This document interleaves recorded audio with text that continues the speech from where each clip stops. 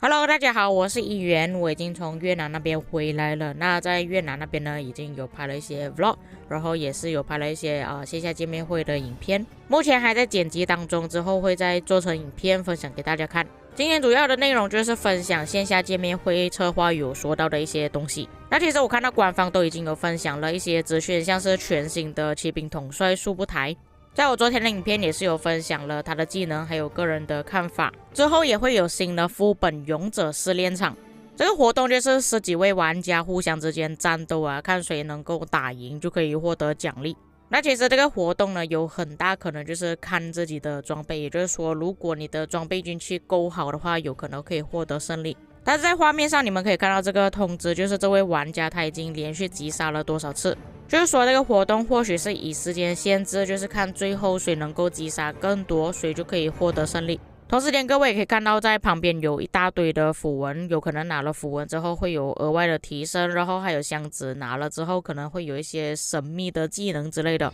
为什么我那么不确定呢？就是因为在线下见面会的时候，策划连他自己都忘记介绍这个部分了所以我只能通过官方分享的一些图片来做个人推测。下一个更新其实在玩家社群反馈里面有提到过的，就是增加官方的王国头衔预约。那各位也知道如果是在王国里面想要头衔的话，就必须要在王国里面通知大家，又或者是你要直接跟国王说，但不是每个人都这么有空去把那个头衔交给你的，所以大家都会用第三方软件，输入了自己的账号 ID 还有位置，就会自动获得头衔，就是我们俗称的头衔机器人。但这个毕竟还是第三方软件，而且是每个月需要付费的，所以官方就研发出他们自己的版本，而且这个更新更加简单清晰。不过还是需要管理层去批准，然后排序每个玩家的顺序。但是我们可以从那个图片上看到，除了可以分成第几天之外，还可以分成什么时候。可以看到有哪一个玩家会获得头衔，他们的顺序，还有使用多长的时间，这些都可以调整。虽然是说我们目前还是可以用头衔机器人但是到了一些需要我们训练部队的活动又或者是前置的时候，还是需要手动的，而且也是要手动去记录这个玩家之后，下一个玩家就轮到谁。我个人觉得这个更新是蛮好的，可以减轻管理层的负担。下一个埃及之战技能迭代将开启新的奥西里斯联赛赛季，会有4个全新的技能上线，就比方说刷新自己所有的技能冷却状态，并且下次释放技能的能量消耗降低，增加了更多新的技能，也会改变战术策略还有游戏的玩法，不会让比赛的内容一成不变。有参加奥西里斯联赛的联盟，你们要做好准备了。其他更新，配将助手统帅阵型军器装备天赋如何配置。那这个更新其实就是有点像我们现在的军器还有装备系统，只不过这个会更加详细，有包括统帅的技能要怎么搭配，然后天赋怎么点选。因为现在还是有蛮多玩家不知道要怎么搭配要怎么样选择自己的装备军器，不知道天赋要怎么点选。在更新之后，你就可以马上分享给你的朋友，而且你的朋友不需要一个一个慢慢去置换，而是可以一键运用，而且还有推荐描述，但是我觉得这边推荐描述不太靠谱还是问朋友为什么要这样子搭配会比较实际一点。不过我在想着，假设我有一些统帅没有的话，会不会没有办法点击一键运用？而且在右手边各位也可以看到有4个推荐方案也就是说不是一个一个分享的，而是好几个一起分享的。所以我觉得这个更新也是蛮不错的就是至少给一些新的玩家，又或者是不会搭配的玩家一些方案。因为我是真的看过有一些玩家完全不会搭配的，就是系统配置什么统帅给他就带出去而已。下一个个人养成评价，这里有包括建筑、统帅、科技、装备、部队、军器。那我觉得建造应该不太需要了吧，大多数玩家应该都是25等级了。那这个更新的用途是什么呢？就是可以让我们自己去了解到底有哪一些部分我需要加强。像我会收到一些玩家的反馈说我不知道现在要做什么东西，我应该要培养统帅、装备还是军器，我的宝石应该花在哪个部分。玩家就可以通过评价来看自己应该要往哪一个方向发展。就比方说这个图片上他的部队是D最差的，就等于说这个玩家需要训练大量的部队，毕竟你们可以看到他的战力只有4892万而已。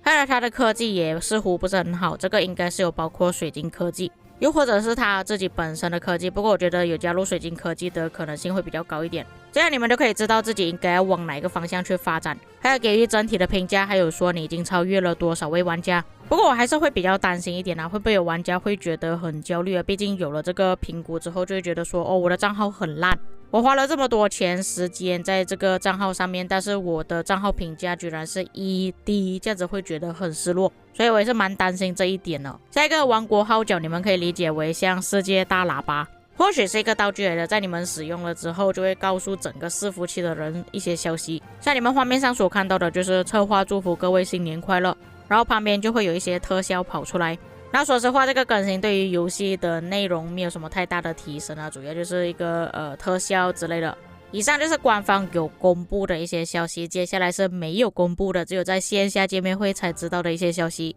那么这一次奥西里斯联赛呢，也会运用新的画质，就是说我们的观看体验会跟之前有所不同。是否会增加越南的文化内容，就比方说他们的统帅，或者是一些越南的元素之类的，或者是城市主题、建筑物，或者是文明之类的。策划是有这一方面的打算，但是我个人觉得不是以越南来命名可能是在越南之前呢，因为越南成立的时间是在1945年，对比目前万国觉醒的文明时代呢是有一点差距了，所以我觉得有可能是用以前的古称号。像柬埔寨他们之前是有说过会变成高棉文明，像奥斯曼它就是现在的土耳其，所以越南的玩家可以敬请期待。下一个有没有什么新的玩法、新的统帅或者是新的阵型？那其实我这一次去越南呢，还有跟策划就是1对1的开会，不是1对1，是一堆好多人进行了开会，有说到比较详细的内容，但是我不能透露啦。他们是有跟我说过军区想要改变的方向但是我觉得在观望吧，因为他们给出的那个方案呢也不是很好因为目前他们还是在构思阶段可能之后还会有所改变。但在线下见面会的时候有说到赛季 downtime 短期的 KVK， 我私下跟他们会谈的时候也是有听到他们的想法，我觉得他们的想法是可行的，但是我这边还不能透露啦。所以我听了他们所说的短期 KVK 之后，我觉得比较合理一点吧，对于现在的生活习惯来说，所以我觉得大家可以期待一下短期 KVK 的事情还有新玩家的福利。那其实线下见面会没有详细的说到新的玩家会有什么福利但是我觉得可能是让他们发育的比较快一点。下个会不会有王国合并的计划？那策划的回答是目前已经有在计划了，会在策划面对面里面详细的说明。那其实合并这个东西呢也是我提出的，而且我在之前的影片中也是有跟大家讲过。我个人是觉得说现在伺服器的数量太多了，导致玩家很分散尽管有分成不同的赛季，但某一些 CD 主王国真的只剩下大概10个20个玩家而已。像这一次我跟策划开会呢，也是有说到他们之前也是否决了合并的事情。那坦白说我也觉得合并不是最好的解决方案，但是不合并的话你的玩家人数会太少。我跟策划开会的时候，其实他们已经提出了一些方案，要怎样去处理合并之后会产生的一些矛盾问题但是我这边依然还是不能透露的，但是我觉得是可行的，所以各位可以期待一下新的策划面对面里面说到王国合并的事情。下一个问题是河粉他提出来的，他说骑兵统帅太弱了，有没有考虑去提升骑兵？所以官方这一次推出了这2位新的骑兵统帅，包括亚瑟王跟速不台。所以从官方这边的回答你们就可以知道，其实这2位统帅是强力的统帅。像亚瑟王我是已经亲自带出去战场体验过了，确实表现得不错。我知道大家都想要看报告，我之后会分享报告给大家看，所以我也是蛮期待速不台的表现。下一个就是大家比较关注的问题， KVK 还有低水晶科技的玩家。第一点，官方会重新制作水晶科技，或许在调整之后，只是购买一些弹窗的玩家也可以很好的发育，针对于低科技的玩家做出的一些调整。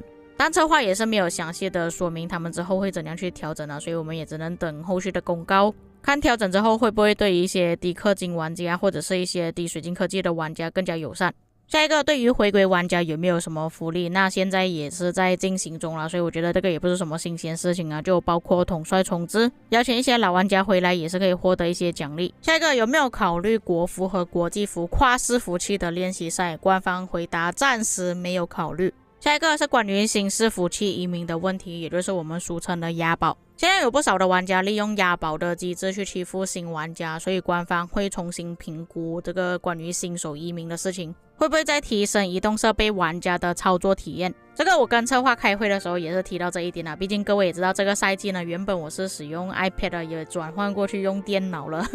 因为用移动设备来操作确实是蛮多缺点的，我也跟他们说应该要怎样改。策划的回答也是肯定的，他们之后会再加强移动设备的操作体验。那其实我还有跟他们讲，可不可以增加鼠标或者是键盘的操作，比方说快捷键之类的，像电脑那样子。因为现今社会已经蛮多人没有在使用电脑了，都是用手机或者是平板来操作或者是工作之类的，也不可能特意为了万国觉醒去购买电脑吧。虽然我自己也是为了万国觉醒去购买很多手机跟平板啦，我是有跟他们说过我个人的看法，毕竟我使用平板或者是手机玩这款游戏已经6年的时间了。希望他们在调整之后可以提升移动设备玩家的操作体验吧。最后就是参加越南线下见面会的玩家都可以获得这个专属的头像耶！